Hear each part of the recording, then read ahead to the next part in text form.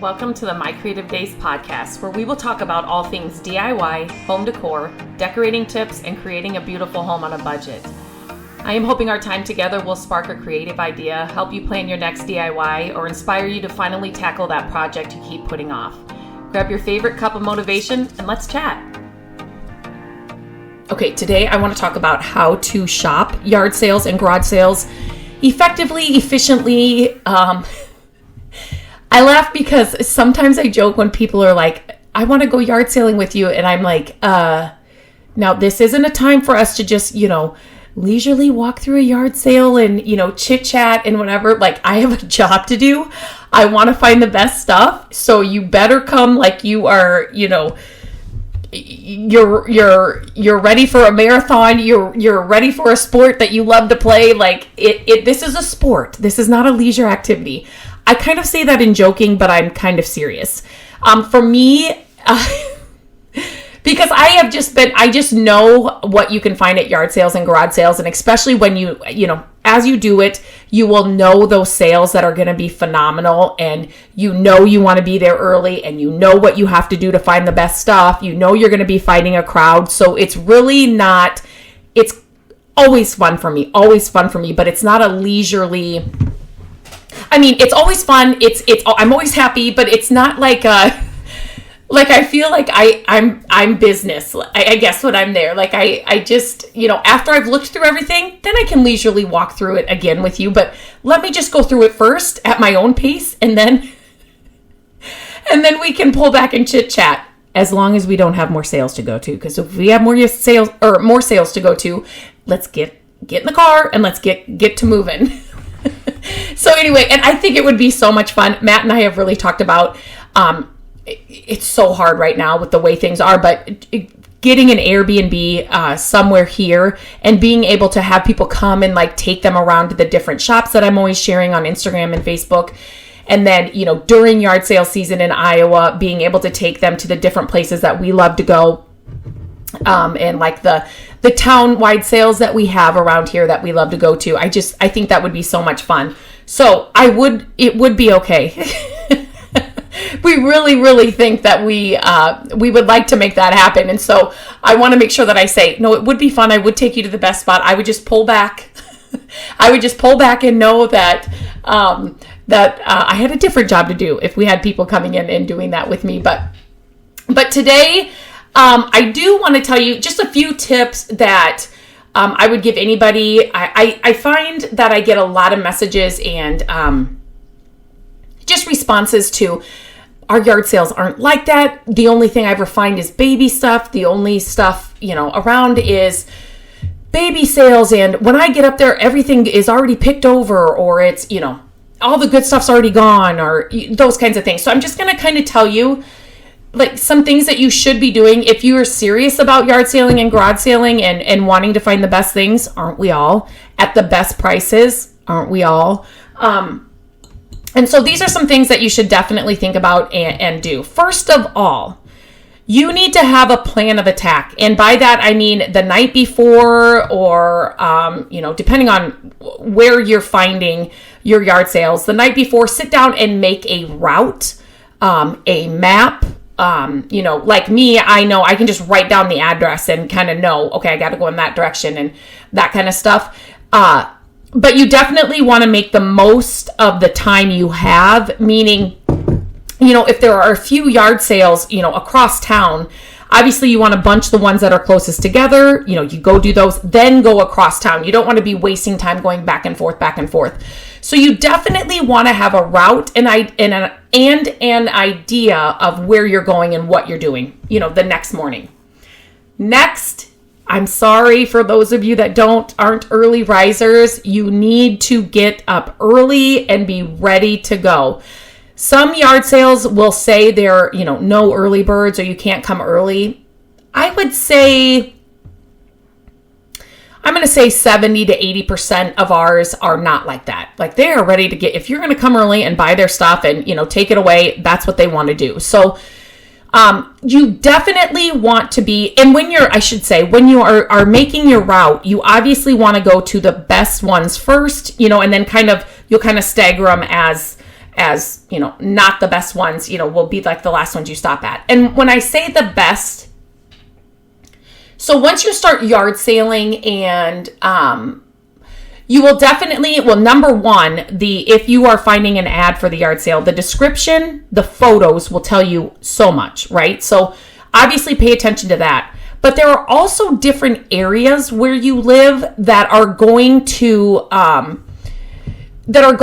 depending on your style and what you're looking for, are going to have sales that you want to be at first other than other parts of the area. And I'm not, it doesn't have to be all the big fancy, expensive houses that you go to first. I'm not saying that.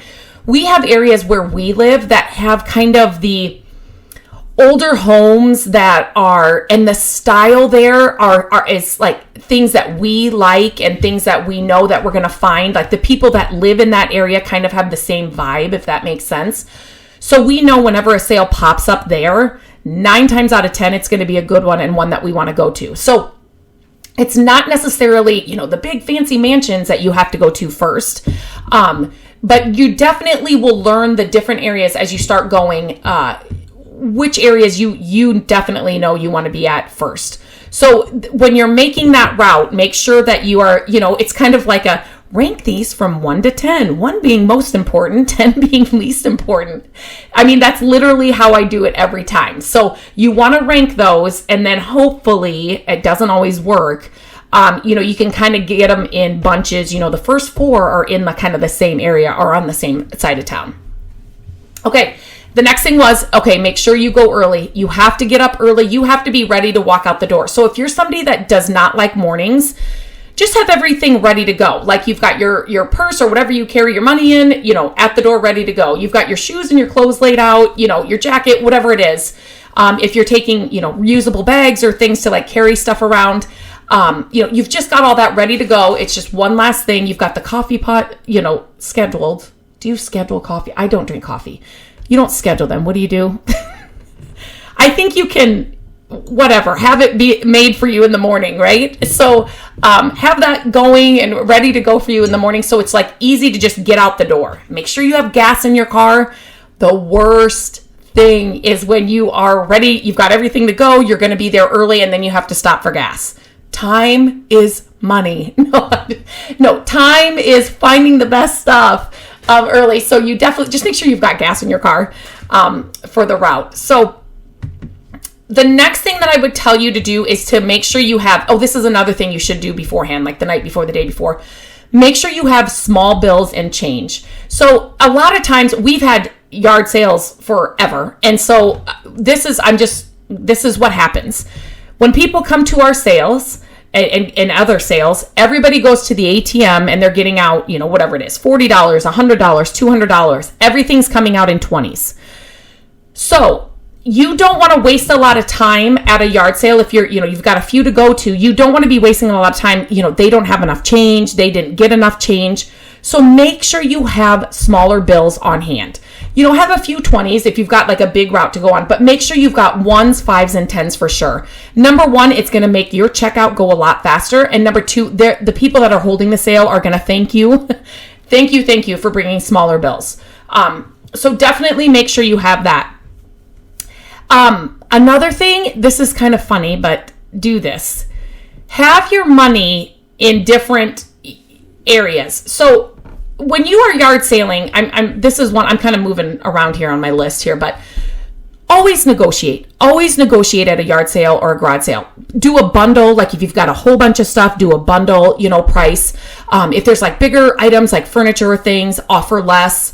They want to get rid of it. So always negotiate. So, if something's, you just kind of want to have money in different pockets. So you're not negotiating and then you pull out a huge wad of money and they're like, okay, really?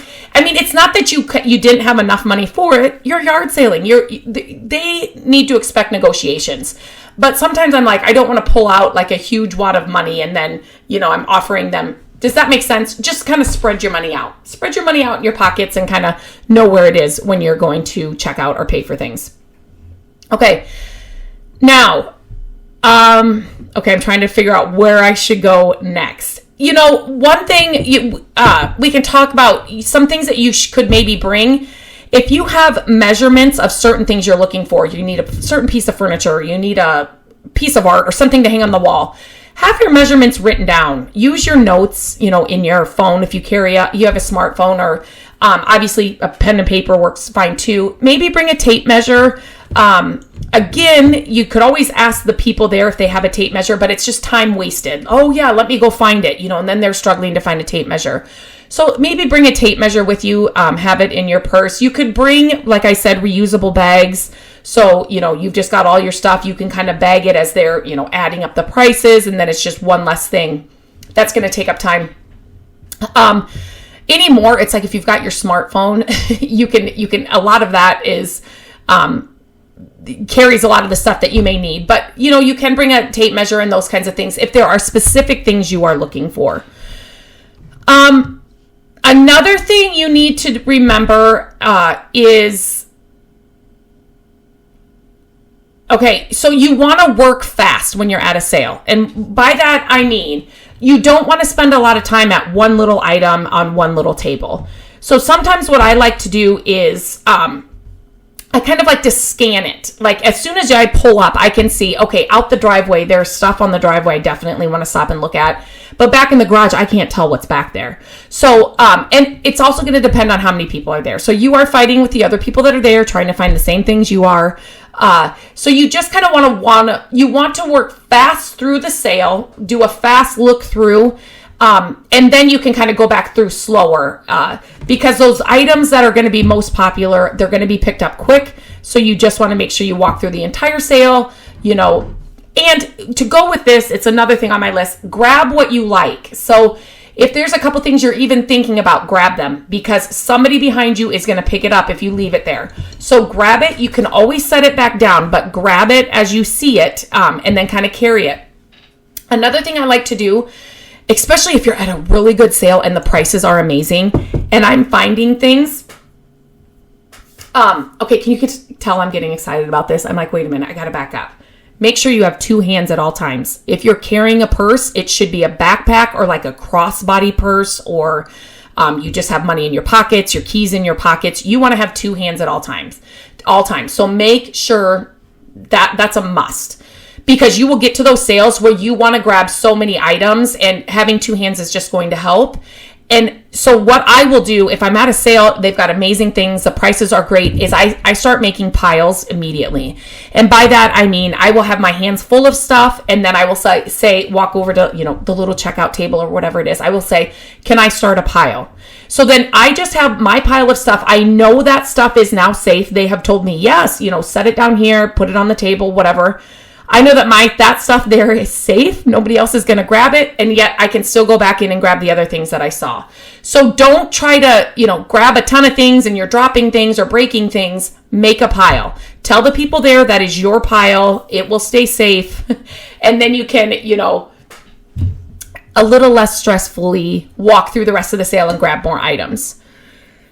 Your Google app, and we can put a link to the Google app and what I'm talking about in the show notes here. But the Google app is something that I since I've discovered it, I love it. At yard sales, it's so good. If you're just kind of not sure about a piece or what it is, and it's too busy to ask the people, or you just kind of want to get on with it, pull up your Google app, take a photo of it, and you'll be able to find the information very quickly. So that's another thing, if you've got a smartphone, to make sure you have handy at yard sales.